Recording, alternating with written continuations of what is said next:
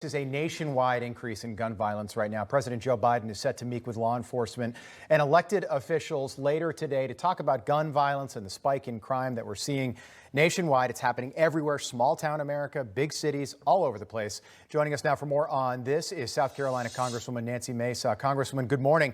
Nice to see you again. Good morning. Good morning, y'all. Appreciate you having me on again. Yeah, it's our pleasure. This has been fascinating. President Biden expected to meet with leaders from Chicago today and New York City about the crime wave, the crime spikes that we're seeing right now. What are you expecting to come out of this? And I'm curious if you think that gang violence will be discussed at all, because the administration has been really careful about avoiding talking about gang violence. Right. It's interesting because I've heard numbers of, like in New York, they want to spend $140 million on gun control. Well, look at a place like Chicago, where just a week ago, last weekend, there were 108 shootings in the city of Chicago, a place where Mary Lori Lightfoot wanted to defund the police and is now begging for federal funding from the federal government and the Biden administration. In a place like Chicago, where they have gun control, clearly it's not working. What we hear so much about how Republicans apparently wanted to defund the police. The spin has been really remarkable by the Democrats. I know you have a strong opinion about this, that it might have something to do with maybe bail reform and the fact that we're putting criminals, the bad guys, we're putting them right back on the streets after they commit a violent crime. Right. And it's really important that we set the record straight. Jen Psaki wants to rewrite history and say it's Republicans that want to defund the police because Biden threw some money into law enforcement funding and an infrastructure package.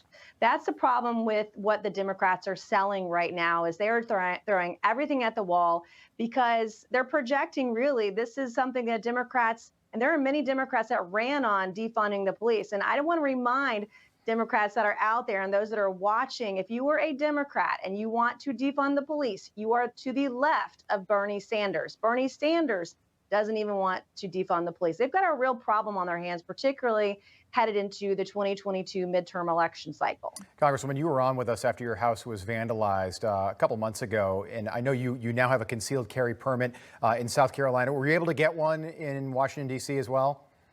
I'm about halfway through. I'll finish it up this month so that I'll be able to conceal carry in both places. And now, because of the political violence, the vandalism at my home about a month ago, I have to carry everywhere I'm legally allowed to when I'm back home in South Carolina. Unfortunately, I got fear sometimes. I feel like I have to look over my shoulder. You don't know what's going to happen next. And I have to take these threats seriously. And I do. Unfortunately, this is where we are in this country. And in August 15th, South Carolina will have open carry. I just want to play a quick soundbite. President Trump was speaking at CPAC last night. He addressed some of the gun violence that we've seen over the last several months. Take a listen.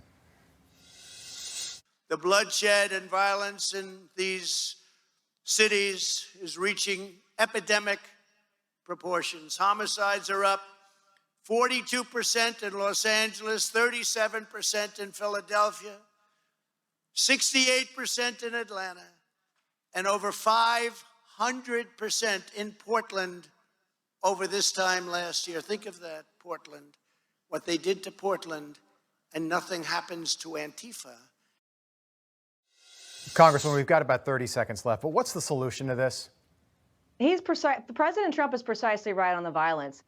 We've got to have some common sense solutions. When the FBI is doing a background check, they can only use a fax machine, for example. Can't use the phone or the internet or email. There are some very common sense solutions out there that respect our constitutional Second Amendment rights. So they're there. We just got to work together to find them. All right. That is South Carolina Congresswoman Nancy Mace with us this morning. Congresswoman, nice to see you. Thank you so much for your time.